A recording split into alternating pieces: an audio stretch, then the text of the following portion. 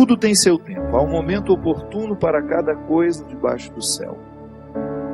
Tempo de nascer, tempo de morrer, tempo de plantar, tempo de arrancar o que foi plantado, tempo de matar, tempo de curar, tempo de destruir, tempo de construir, tempo de chorar, tempo de rir, de lamentar, de dançar, tempo de espalhar pedras e tempo de as ajuntar, tempo de abraçar e tempo de afastar-se dos braços, tempo de procurar, tempo de perder, tempo de guardar, tempo de jogar fora, tempo de rasgar e tempo de costurar, tempo de calar e tempo de falar, tempo do amor, tempo do ódio, tempo da guerra, tempo da paz.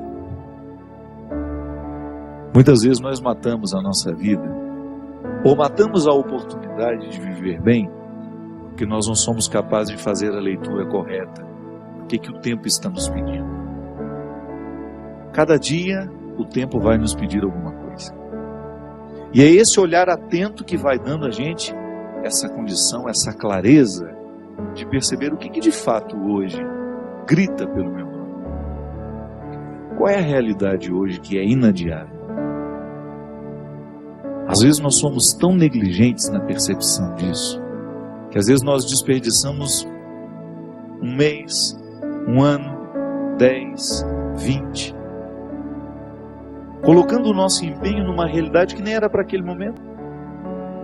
E é por isso que é tão interessante a gente desenvolver a habilidade de dizer não e de dizer sim. Porque essa é uma habilidade que só a maturidade nos traz. Que às vezes, porque somos imaturos, nós não sabemos nem dizer não. Não sabemos olhar as urgências do tempo. Então a gente vive para agradar o outro. Antes de agradar o outro, você precisa perceber o que a vida está pedindo de você. Porque nem sempre aquilo que o outro, aquilo que você pode fazer para agradar o outro, está em consonância com aquilo que a vida está pedindo de você. Mesmo que para a gente crescer, nós temos que ter coragem de cortar muitas coisas. A Sagrada Escritura diz: tempo de matar, tempo de fazer nascer. Tudo depende da percepção para olhar o momento presente e descobrir o que de fato merece o nosso empenho.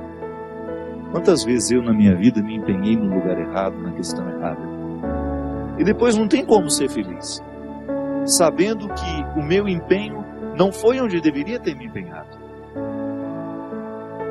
Não há possibilidade de eu me sentir realizado, de sentir-me bem com as minhas escolhas, porque o que vai fazer com que eu me sinta bem é olhar para o contexto das minhas escolhas e ficar confortável com aquilo que foi escolhido.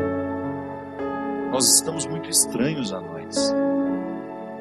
Não é estranho com o outro, não. É estranho a nós mesmos. Eu preciso colocar alma em tudo aquilo que sou eu, até na casa onde eu moro.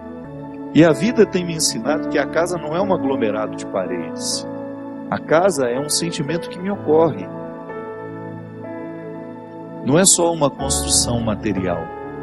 Quando eu entro dentro daquelas paredes que eu construí com o meu trabalho, ali eu identifico a alma que me sustenta. É um sentimento que me ocorre. Quando a gente abre a porta da casa, quando a gente entra, é um sentimento bom que nos ocorre. Isso é alma. É quando a matéria está plena de significados.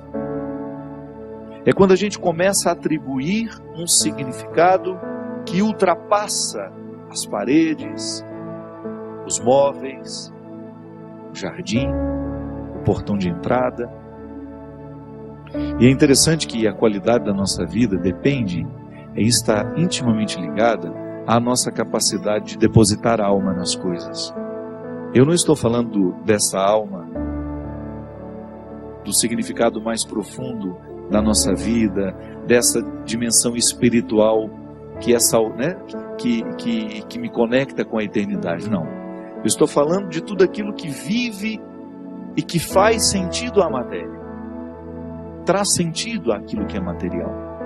Então a gente usa de maneira inadequada o termo alma. Perceber que os meus objetos estão perpassados por um significado que ultrapassa a matéria. Como dizia Rubem Alves, né? Existem coisas que são mais que coisas, são coisas que nos fazem lembrar. Isto é, virar um sacramental. Da mesma maneira como eu trago uma lembrancinha da viagem, aquilo é para mim apenas um sacramental de alguma coisa que foi boa, que foi vivida, que foi experimentada, que me fez bem.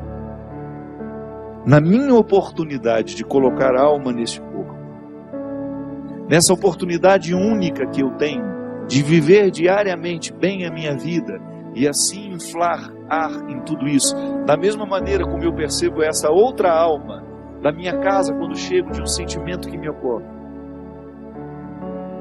o viver bem, me trazendo a consciência de que hoje, quando eu observo as urgências da minha vida e me empenho, eu estou colocando alma no meu corpo. Agora, quando eu percebo que eu não estou fazendo, que eu não estou me empenhando para viver bem, eu estou sim fragilizando os recursos da minha alma, que são justamente para me ajudar a viver bem a própria vida do corpo. E nós muitas vezes negligenciamos a observância do tempo, como na Escritura que diz: tempo de chorar e tempo de rir. Há momentos que a própria vida te mostra a necessidade de chorar, de jogar para fora os seus excessos, de não ter medo da tristeza, de permitir que essa tristeza cave dentro de nós as suas riquezas e que nos ajude a encontrar a pedra preciosa que só o sofrimento poderia nos levar a conhecer. Depois vem o riso. O riso não nasce por acaso. A gente já cantava aquela música também, né? Ando devagar porque já tive pressa e trago esse sorriso porque já chorei demais. O sorriso é o resultado da lágrima bem chorada. O sorriso é o resultado final de um processo de luta que nós estabelecemos, de observar dia a dia qual é o empenho que aquele dia me pede, o que hoje eu preciso fazer para ter o direito do sorriso amanhã. E é bom, você sabe por quê? Porque à medida em que nós estamos passando o perrengue, sabendo que ele será construtivo, já nascem pequenos sorrisos ao longo desse processo. Quando a gente fala de um sorriso final, é apenas a metáfora de um processo bem feito, bem vivido. Tempo de abraçar, tempo de se afastar. Quanto sofrimento, né? Em perceber o distanciamento como necessário ao crescimento do outro. É aquele filho que vai embora para estudar. Não dá para reter filhos. Por isso que é tempo de abraçar, é tempo de cuidar, é tempo de estar junto. E vai chegar o momento em que esse afastamento será necessário para o próprio curso da vida. Depois volta. Mas no primeiro momento a gente precisa do distanciamento. Quando nós observamos o movimento do tempo e as suas urgências, a gente entra dentro do contexto de uma sabedoria irrenunciável à nossa realização humana. Tempo de rasgar, tempo de costurar. Se a gente não tem coragem muitas vezes de rasgar algumas realidades, depois jamais conseguiremos viver a libertação dela. Muitas vezes nós lamentamos perder, e quando na verdade a gente vai observar aquilo que a gente perdeu, não foi perda, foi libertação.